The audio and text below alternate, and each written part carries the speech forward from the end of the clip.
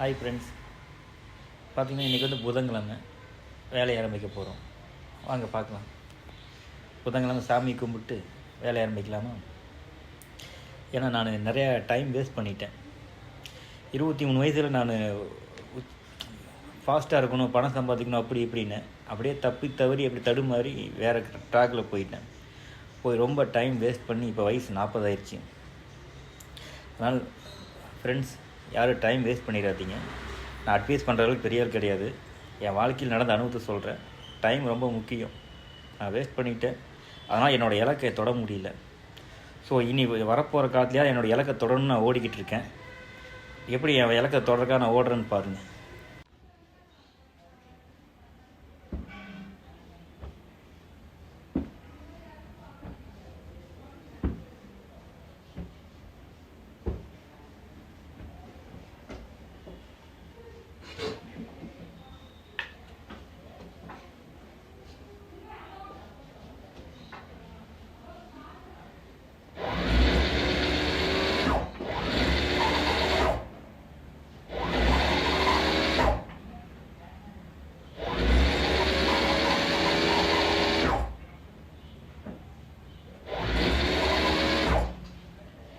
வாழ்க்கையில் டைம் ரொம்ப முக்கியம் ஃப்ரெண்ட்ஸ்.